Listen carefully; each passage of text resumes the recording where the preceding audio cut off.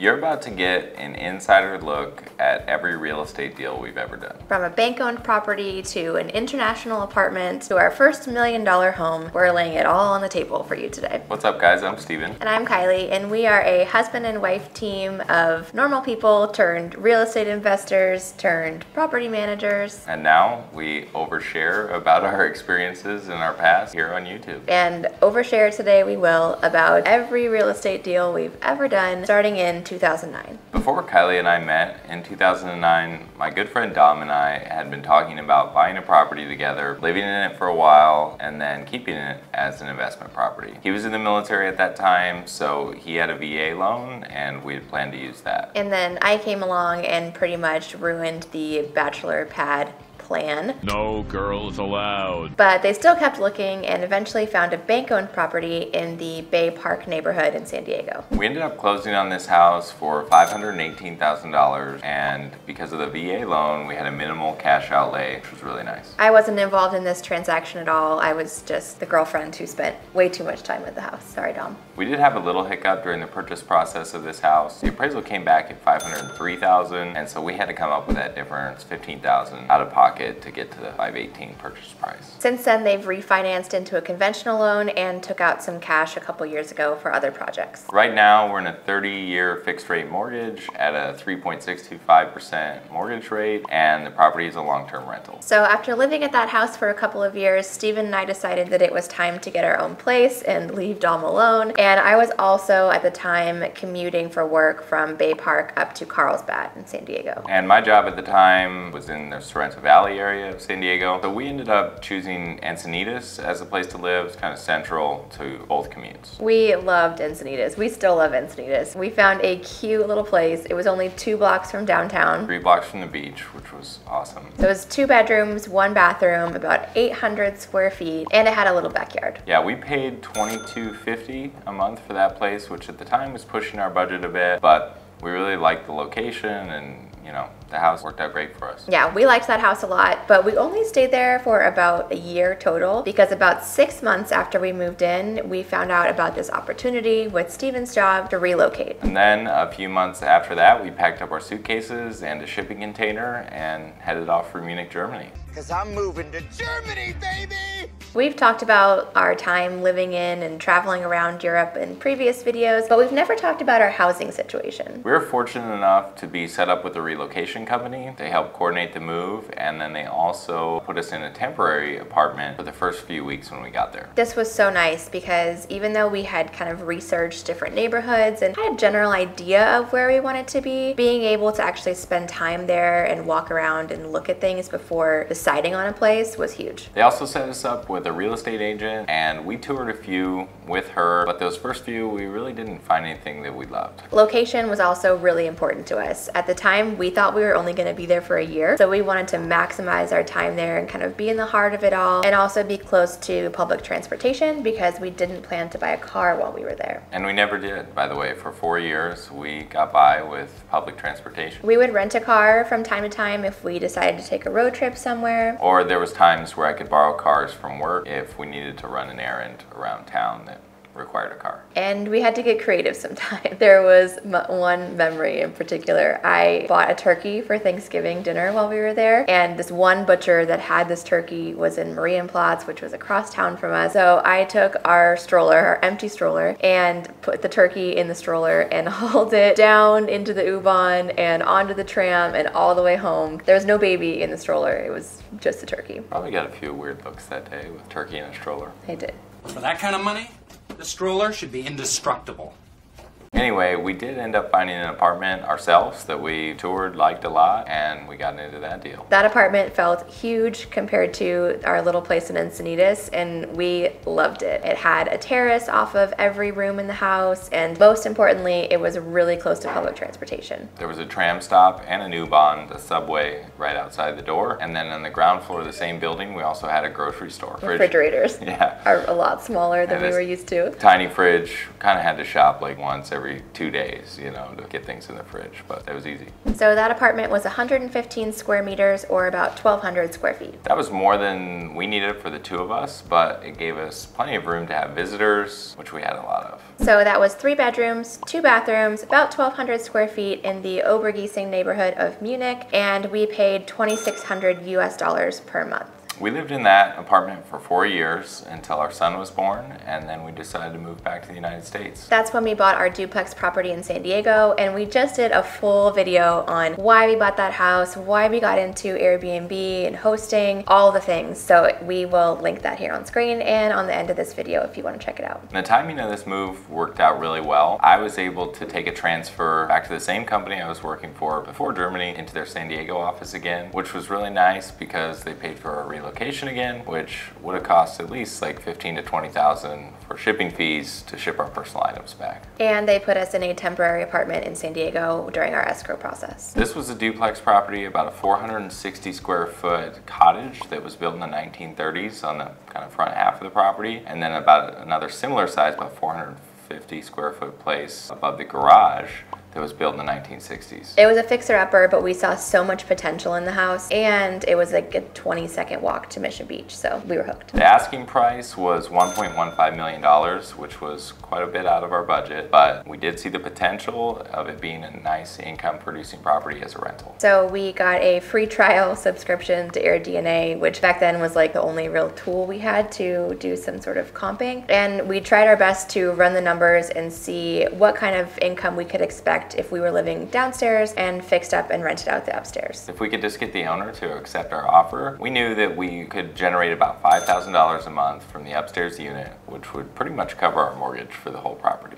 Well, we thought we could. Yeah, that was based on our research. We also had to figure out how to generate enough cash for a down payment to get under the conforming loan limit, which at that time was $784,000 for a 2-unit property. We were back and forth with the owner on negotiations, but eventually settled on a price of $1,023,000. That was a terrifying number for us, and we had to get pretty scrappy to get there. We got a first loan for that $784,000, and then took out a second mortgage on the house of about $85,000. We also put down $160,000 in cash, which was all of our savings, and cashing out a lot of our stocks and options from his previous career and everything we had, and a loan from one of our family members as well. It was tough, but we got it done. I can't lend you any more money. Eventually, we moved out of the downstairs unit, and then together, both units generate about $175,000 in gross rent every year for us. But that's moving ahead back to when we were still living downstairs. About a year after we had started renting the upstairs, things were going well, we started getting the itch to get another investment property. We realized that we enjoyed hosting, and it was also showing that we were pretty good at it with our reviews and guest feedback and occupancy at our San Diego property. And around that same time, we found out that Steven's good friend, different one than the first house he bought the house with, was interested in becoming a mostly hands-off partner in an investment property. What's up, Jordan? Anyway, we started searching for properties kind of with a blank slate. You know, we searched everywhere, California to Florida, and everywhere in between, and settled on Scottsdale, Arizona. Steven and Jordan took a scouting trip out there, and it's a hot market now, but it was really popular then as well. A lot of the houses that they had planned on seeing were already in escrow by the time they landed in Scottsdale, so they had to rethink their plan and eventually put an offer on a place on that trip. There's definitely a boom on short-term rental then in 2019, and that's continued there. Almost quadrupled there, from about 5,000 rentals to almost 20,000 rentals now. Pretty crazy. We had originally planned to keep our search perimeter like pretty close to Old Town Scottsdale, but after seeing the craziness and a lot of houses that we were interested in going to escrow, we broadened that search a little bit. We ended up finding a house that we really liked a little bit north of Old Town. It's between Paradise Valley Mall and the Scottsdale Airport. Yeah, this location was really accessible to anywhere, and the house is on a bigger lot in a very quiet neighborhood, and this is something we just didn't really see in the neighborhoods close to Old Town Scottsdale. We also really liked the layout of the house. It's a ranch style, 4 bedrooms. It was very well maintained, and it also had a nice pool. The asking price on this house was $569,000, and we ended up closing at $557,000, and we did a 20% down mortgage, a 30-year fixed rate with an interest rate of 4.5%. We did pretty much all of our design planning and purchasing during that escrow period, which is something that we are a little more cautious about now, but we were new and excited. It ended up working out for us because we did close and we were able to just hit the ground running when we got the keys. We showed up on closing day with a U-Haul full of stuff from San Diego, and we cranked that setup out in about 2 weeks. Which was pretty impressive because we repainted almost the entire interior and set up a house full of furniture. Kylie didn't share the repainting plan with me until we got there. Really? I didn't? I had always planned it. I just didn't tell him, I guess. Yeah, we did one room, and she's like, well, now we gotta paint another room, and then another one. This isn't what we signed up for. On top of a whole house of furniture, we also put in a putting green by ourselves and built a play structure. We had help. Jordan and his family were a big help too. Thanks to Mike and Sue, Yes. they built that play set, which was a lot of pieces. So anyways, that property has been cranking along ever since. Demand is definitely down, but we're still generating a worthwhile amount of cash every year from it, and it's appreciating nicely, so our plan is to hold on to it. So back to the timeline, it's 2019. We're still living in the downstairs unit of our San Diego duplex. And again, you can check out this video if you want to see the full story, but basically our family was outgrowing the house. Our wish list for San Diego was a bigger house, obviously, with a yard, and we're not too far from the beach, and unfortunately that meant price tag at the time was just not something we could afford. Without a big renovation Yeah. project, and I was pregnant, and it was not the right time for us to take on another whole home renovation. So we decided to rent a house, and we knew we'd do that for at least a year until we kind of figured out what our next move would be. We found a great house, like one of our favorite houses I think we've ever lived in the Bayho neighborhood of San Diego. It was like a 10-15 minute drive to the beach, so still super accessible. We needed to go check the properties and go to the beach ourselves. And it had a big backyard and plenty of space for our growing family. The house was 4 bedrooms, plus an office, and 3 bathrooms, about 2,100 square feet, and we paid $4,750 a month. That number was not our favorite thing, but the house checked all of our boxes and more, and honestly, I just wanted to get settled somewhere before Vera was born. But there were a couple of hurdles getting into that deal. We had like a super cautious landlord who scrutinized our finances really well and was scared that Nash was gonna fall down the stairs. As long as you live under my house, you will follow my rules. The big thing was, and I'm sure that you've noticed this if you go and try and qualify for a loan using your Airbnb income, you know, especially a couple years ago, people just saw that as unsure, unstable, unpredictable, and not like your standard W-2. So I think that was what he was worried about. So that was the most amount we'd ever paid for rent,